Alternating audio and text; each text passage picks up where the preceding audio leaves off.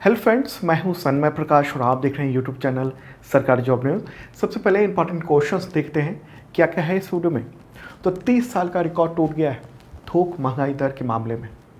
क्यों ऐसी हालत हुई है, कितनी महंगाई दर, थोक यानी होलसेल इन्फ्लेशन कितना हो गया है और आगे आने वाले वक्त में भारत की क्या स्थिति होने वाली है आर्थिक रूप से, उस पर चर्चा करेंगे।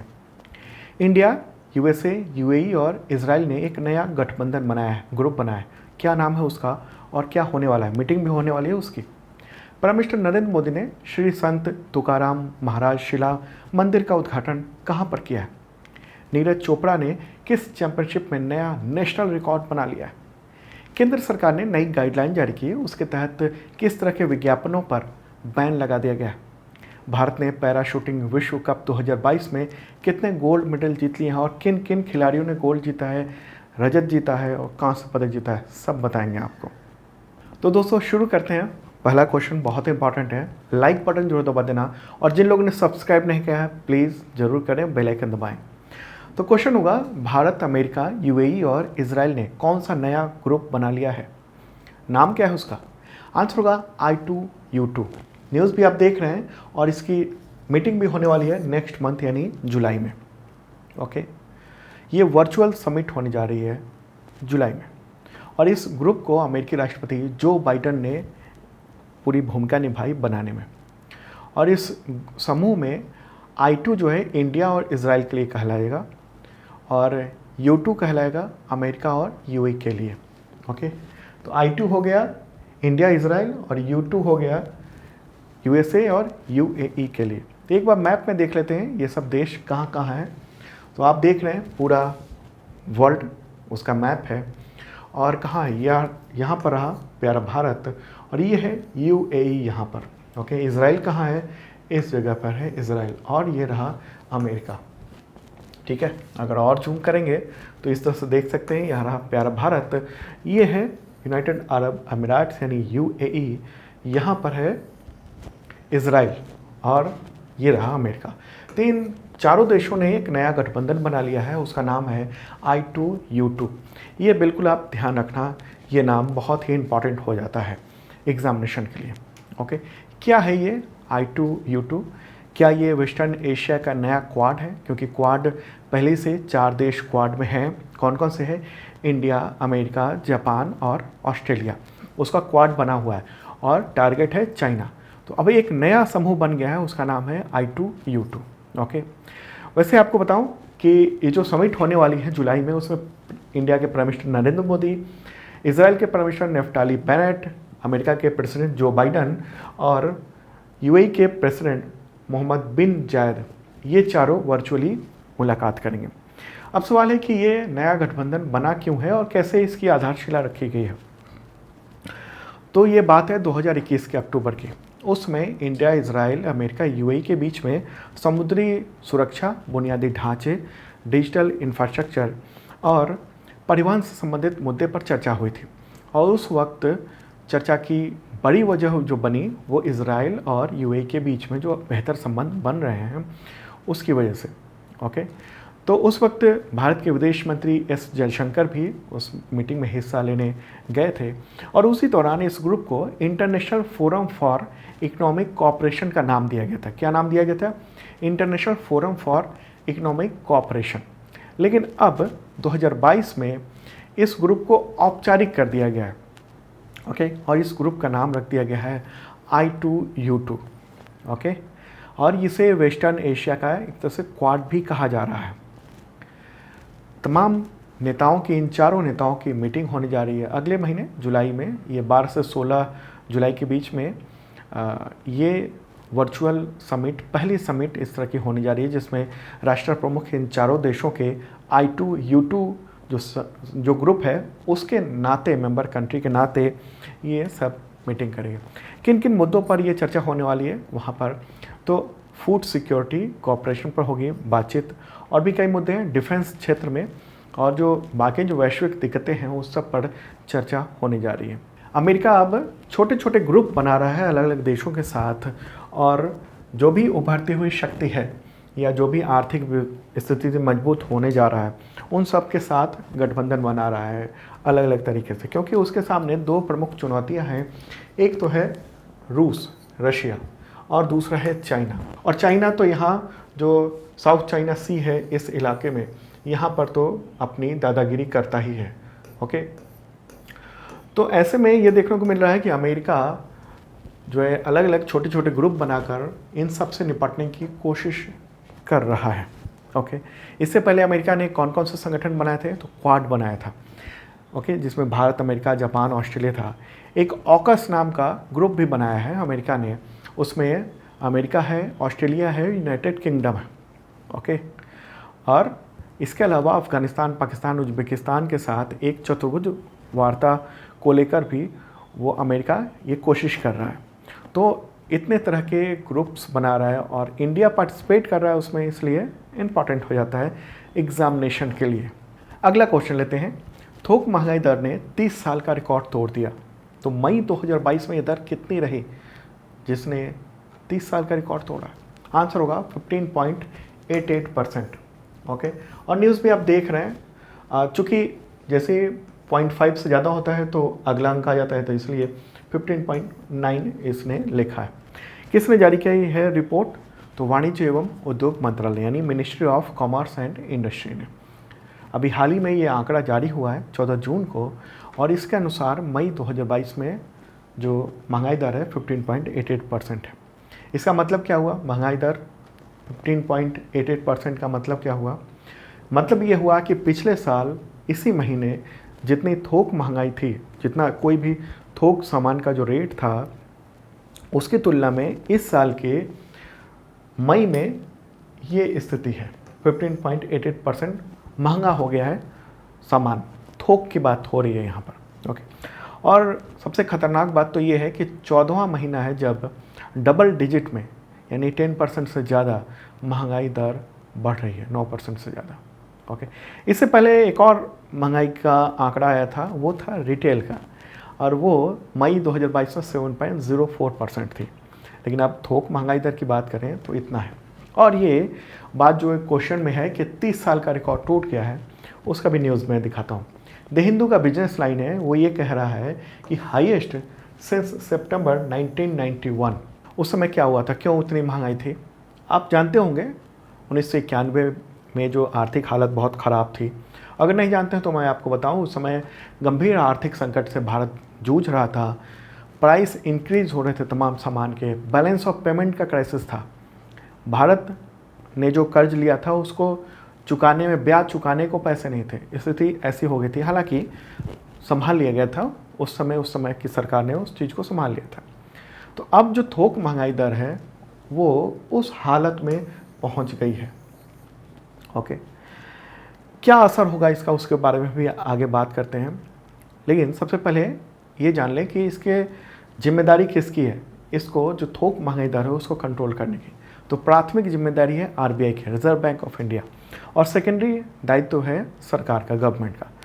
कानून के अनुसार आरबीआई को जो ये थोक महंगाई दर है 4% के स्तर पर बनाए रखना है, और ये नियम जो है वो 2016 में ही लागू हुआ था।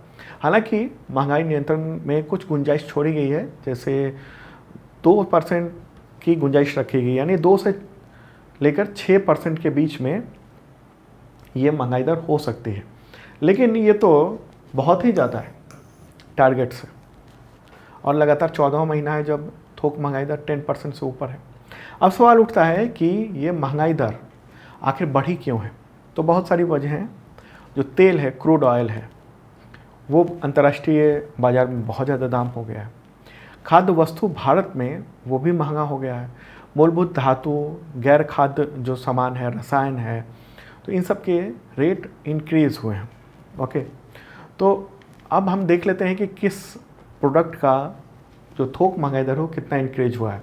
तो ईंधन और बिजली वो इंक्रीज हो गया 40.62%। मैन्युफैक्चर जो प्रोडक्ट है वो 10% इंक्रीज हुआ है।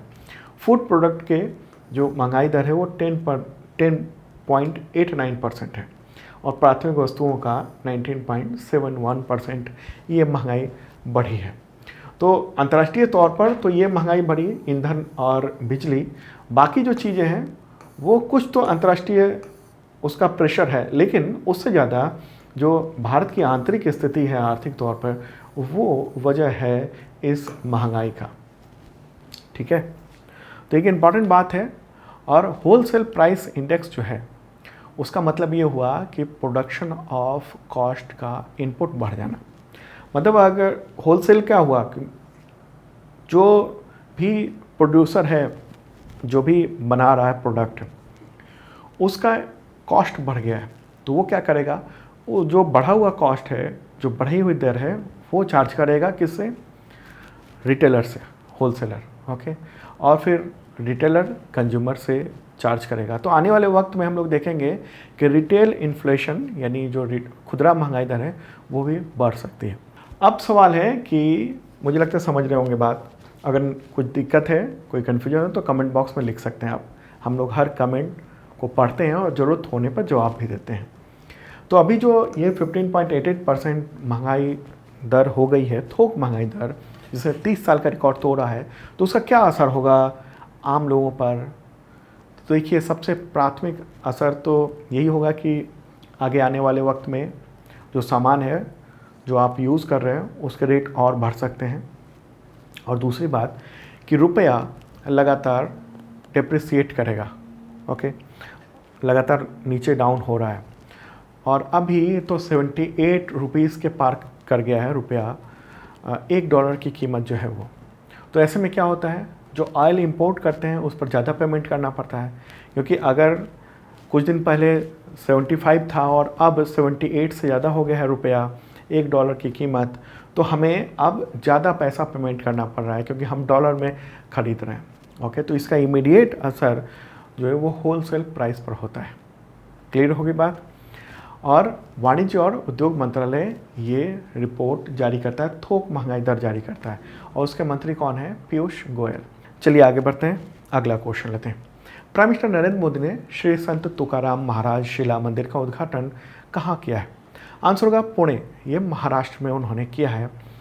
और 14 जून को उन्होंने पुणे के देहू इलाके में श्री संत तुकाराम महाराज शिला मंदिर का ये उद्घाटन किया है। ओके, तो ये फोटोग्राफ देख रहे हैं आप, ये है शिला मंदिर यहाँ पर, और उसी से बाहर निकल रहे हैं प्राइम मिनिस्टर नरेंद्र मोदी।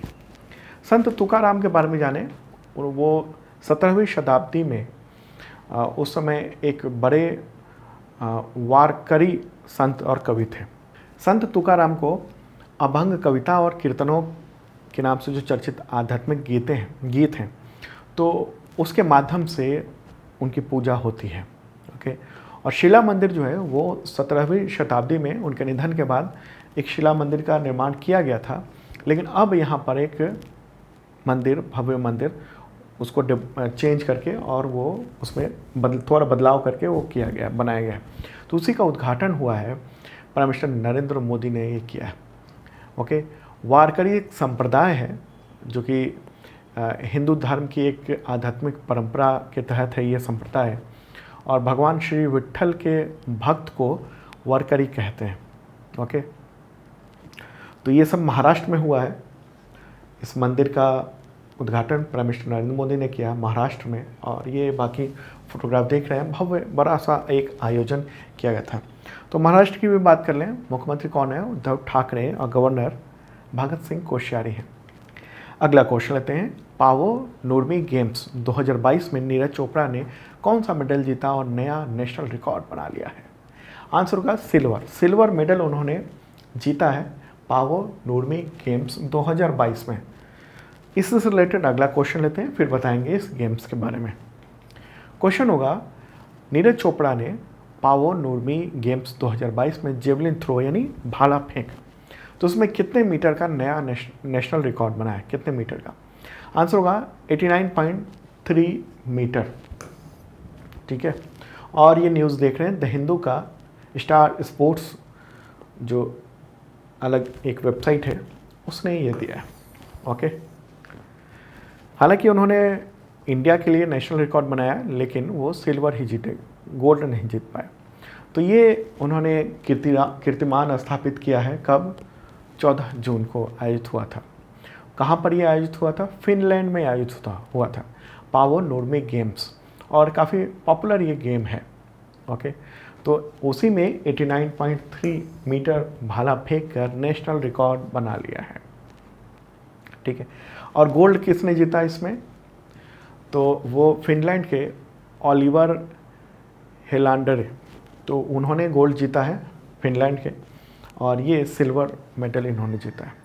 अच्छा, पिछले कुछ रिकॉर्ड की बात करें तो उन्होंने इससे पहले अपना ही रिकॉर्ड बनाया था 2021 में पटियाला में इंडियन ग्रांड प्रिक्स में 88.07 मीटर भाला फेंकने का, लेकिन अब अपने ही रिकॉर्ड को उन्होंने तोड़ दिया है 89.3 मीटर। ओके, और आपको पता ही होगा कि नीरज चोपड़ा ने टोक्यो ओलंपिक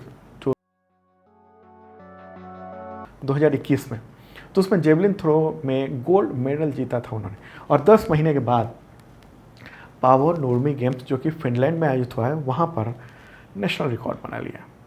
चलिए अगला क्वेश्चन लेते हैं। उससे पहले इन्फॉर्म कर दूं कि 2021 और 2022 अब तक का जून तक का total current affairs PDF available है, तो आप डाउनलोड कर सकते हैं, और तमाम एग्जामिनेशन में उससे क्वेश्चन टकरा रहे हैं, आ रहे हैं।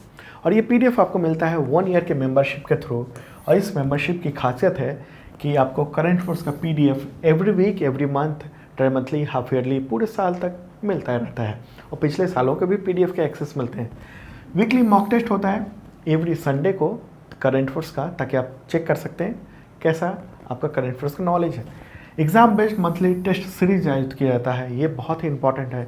जो भी तैयारी कर रहे हैं आप, चाहे UPSC हो, PCS हो, SSC हो, रेलवे हो, या पुलिस के एग्जामिनेशन, उन सब के लिए बहुत इंपॉर्टेंट है। इसमें करंट अफेयर्स के अलावा तमाम सब्जेक्ट से क्वेश्चन होते हैं, और नया जून का जो टेस्ट सीरीज़ है वो लॉन्च हो चुका है, तो ऐप पर जाइए जिन लोगों ने मेंबरशिप लिया हुआ है, और टेस्ट सीरीज में शामिल हो जाइए। इसके अलावा 40% डिस्काउंट है बुक्स पे। अभी हाफ ईयरली बुक भी आने वाली है, नेक्स्ट मंथ के फर्स्ट वीक में, जुलाई फर्स्ट वीक में आ जाएगी, तो 40% डिस्काउंट और फ्री शिपिंग भी होती है। डिस्क्रिप्शन चेक कर लेना, बहुत काम आएगा आपको। अगला क्वेश्चन लेते हैं। भारत ने पैरा शूटिंग विश्व कप 2022 में कितने गोल्ड मेडल जीते हैं? आंसर होगा 6। तो ये कहाँ पर आयोजित हुआ था पैरा शूटिंग वर्ल्ड कप 2022? तो फ्रांस में होता, शटरॉक्स एक जगह है वहीं पर। ओके, भारत ने इसमें इस वर्ल्ड कप में 6 गोल्ड्स, 5 सिल्वर और 1 ब्रॉन्ज मेडल सहित 12 जीत लिए हैं, 12 मेडल। ओके, और पहले स्थान पर जो रहा है वो चाइना रहा है, उसने 16 मेडल जीते टोटल। इंडिया सेकंड स्थान पर रहा 12 मेडल जीतकर। इसका फ्रांस रहा 11 मेडल जीत पर, पोलैंड 7, और UAE ने 6 मेडल जीते हैं पैरा, जो ये वर्ल्ड शूटिंग पैरा स्पोर्ट्स था उसमें। तो अब देख लेते हैं कि गोल्ड मेडल किन किन खिलाड़ियों ने जीता है। तो ये पूरी लिस्ट है, अलग अलग कैटेगरी में अलग अलग खिलाड़ियों ने, जैसे अवनी लेखरा ने सिंगल्स में जीता है, इसके अलावा श्री हर्ष देवरद्दी और रामकृष्ण, इसके अलावा अवनी लेखरा ने एक और जीता गोल्ड, राहुल जाखर, दीपेंद्र सिंह और आकाश ने जीता, फिर राहुल जाखर ने सिंगल्स में जीता, फिर ये मिक्स में रुबीना फ्रांसिस और मनीष नरवाल ने जीता है। तो ये सब हमने डिटेल PDF में दे दिया है, आप देख सकते हो। तो ये गोल्ड का है, और ये रहा अब सिल्वर का। तो गोल्ड वाला इंपॉर्टेंट होता है एग्जामिनेशन के लिए, सिल्वर भी आप देख लो, वैसे PDF में हमने पूरा डिटेल दे दिया है। ओके, चलिए आगे बढ़ते हैं। और हाँ, ब्रॉन्ज किसने जीता? तो ब्रॉन्ज जीता है रुबीना फ्रांसिस ने। ओके, चलिए आगे बढ़ते हैं, अगला क्वेश्चन लेते हैं। रूस और चीन ने अपने पहले रोड ब्रिज का अनावरण जून 2022 में किया, तो ये रोड ब्रिज किस नदी पर बना हुआ है? आंसर होगा अमूर। ओके, न्यूज़ देख रहे हैं आप, तो ये सवाल हो सकता है कि रूस और चीन के बीच में जो नदी पर रोड ब्रिज बना हुआ है, तो किस नदी पर? अमूर पर, और अभी जून में ही इसका उद्घाटन किया गया। तकरीबन 1 किलोमीटर लंबा ये ब्रिज है, और ये ब्रिज रूसी शहर ब्लागोवेशचेंस्क को अमूर नदी के पार चीनी शहर है हे उससे जोड़ता है। ओके, 19 बिलियन रूबल की लागत से बना है। तो देख लेते हैं ये कहाँ पर ये बना हुआ है। तो ये रहा प्यारा भारत, यहाँ देख रहे हैं, और ये चाइना है। और ये यहाँ से इस तरफ ये है रशिया, ठीक है। तो रशिया में अमूर नदी है, यहाँ से ऐसे निकलती है, वही दोनों देशों को बांटती है, सीमा वही है। तो उसी के पास में इस जगह पर ये बना है पुल, रोड ब्रिज कहेंगे उसे, ओके। ब्रिज से क्या होगा, फ़ायदा ये होगा कि दोनों देश रूस और चीन अपना सामान बहुत आसानी से और जल्दी भेज सकेंगे। नदी की वजह से दिक्कत होती थी उन लोगों को, ओके, और रूट लॉन्ग हो जाता था, ठीक है। तो इम्पॉर्टेंट बात है। और आपको बताऊं कि चीन और रूस जो हैं नदी में जो टापू है उसको लेकर युद्ध भी लड़ चुके हैं, युद्ध नहीं कहिए, लड़ाई लड़ चुके हैं। 1969 में हुआ था, उसमें बहुत सारे सैनिक मारे गए थे दोनों देशों के, आपको बता दूं मैं। और ये जो विवाद हुआ था वो कहाँ पर हुआ था, अमूर नदी की एक सहायक नदी है, उस सूरी रिवर, ये यहाँ पर है। तो यहाँ पर लड़ाई हुई थी रूस और चीन के बीच में। कब लड़ाई हुई थी, 1969 में, और दोनों देशों के बहुत सारे सैनिक मारे गए थे। और आप देखिए कि दोनों ने पुल बना लिया, आपस में ट्रीट कर रहे हैं, बेहतर दोस्त हैं दोनों, ओके। तो ये जो पुल है उसका वीडियो भी आप देख रहे हैं। चलिए आगे बढ़ते हैं, अगला क्वेश्चन लेते हैं। केंद्र सरकार ने भ्रामक विज्ञापनों की रोकथाम और अनुमोदन 2022 के लिए नई गाइडलाइन जारी की है। तो इसमें किस तरह के विज्ञापनों पर बैन लगा दिया गया है? आंसर होगा सेरोगेट विज्ञापन, ऐड। सेरोगेट ऐड पर रोक लगा दिया गया। सेरोगेट एड्स, सेरोगेट ऐड का मतलब ये मत समझ लेना आप सेरोगेसी से रिलेटेड है। सेरोगेट विज्ञापन का मतलब यहाँ पर ये हुआ कि आपके या किसी कंपनी के का एक कोई ब्रांड है, शराब का एक ब्रांड है, और उसी नाम से एक सोडा का भी सोडा भी निकालती है वो कंपनी, सेम नाम से। तो सोडे के नाम पर शराब का भी एक तरह से विज्ञापन हो रहा है, तो ये कहलाता है सेरोगेट विज्ञापन, ओके। सेरोगेट ऐड कहलाता है कि मतलब हम इलायची का प्रचार कर रहे हैं, लेकिन एक्चुअल में प्रचार तो हो रहा है उस गुटखा का। गुटखा का प्रचार नहीं हो सकता है, लेकिन उसी नाम पर, उसी डिज़ाइन का इलायची तो कह सकते हैं विज्ञापन। तो इस पर अब रोक लगा दिया गया, ओके। ये बदमाशियाँ तमाम कंपनियाँ करती थी, तो उस पर रोक लगा दिया गया। सवाल उठता है कि किसने और किस कानून के तहत ये रोक लगाई है, गाइडलाइन किस कानून के तहत बना है? तो गाइडलाइन बना है कंज्यूमर प्रोटेक्शन एक्ट 2019 जो था, उसके तहत ये गाइडलाइन आई है। और किसने जारी किया है? तो डिपार्टमेंट ऑफ कंज्यूमर अफेयर्स के सेंट्रल कंज्यूमर प्रोटेक्शन अथॉरिटी, उसके द्वारा ये गाइडलाइन जारी की गई है। तो अब सेरोगेट जो विज्ञापन है उसको बैन कर दिया गया है, और ख़ास तौर पर बच्चों को टारगेट करने वाले विज्ञापन उसको भी बैन किया गया है, जो कि उससे नुकसान होता हो बच्चों को, ओके, सेरोगेट विज्ञापनों से। चलिए अगला क्वेश्चन लेते हैं। भारतीय नौसेना ने किस देश के साथ समन्वित गश्त यानी इंडो कॉर्पोरेट तो जून 2022 में इसे आयोजित किया है? आंसर होगा इंडोनेशिया, ओके। इंडिया और इंडोनेशिया के बीच में 38th ये गश्ती हुई है, ओके। उसका नाम क्या है? Indo corporate. 13 जून से शुरू हो चुका है, 24 जून तक होना है। और ये कहाँ पर आयोजित की जा रही है? तो अंडमान सागर और मलक्का जल डमरू जो है वहाँ पर, मलक्का स्ट्रेट में, ओके। इम्पॉर्टेंट बात। चलिए आगे बढ़ते हैं, अगला क्वेश्चन लेते हैं। वैश्विक पवन दिवस कब मनाया जाता है? Global wind day. आंसर होगा 15 जून को, ठीक है। 15 जून को ये आयोजित होता है।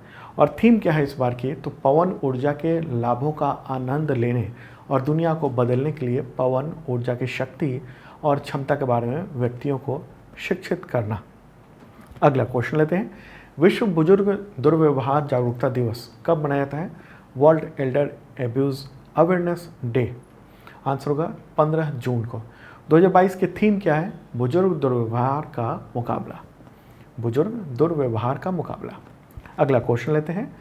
वर्ष 2022 में NCPCR का बाल श्रम उन्मूलन सप्ताह कब मनाया गया? किस तारीख से किस तारीख तक? आंसर होगा 12 से 20 जून तक, ओके। और NCPCR का फुल फॉर्म क्या होता है? National commission for protection of child rights, okay. उसी के द्वारा ये सप्ताह आयोजित किया गया था। अगला क्वेश्चन लेते हैं, विश्व रक्तदाता दिवस यानी वर्ल्ड ब्लड डोनर डे कब मनाया जाता है? आंसर होगा 14 जून को। WHO के द्वारा ये दिवस घोषित है 14 जून को। 2022 की थीम क्या है? रक्तदान करना एकजुटता का कार्य है, प्रयास में शामिल हों और जीवन बचाएं, ये है थीम। अगला क्वेश्चन लेते हैं, विश्व प्रत्यायन दिवस कब मनाया जाता है? World aggradation day. आंसर होगा 9 जून को। ओके, और थीम क्या है इस बार की?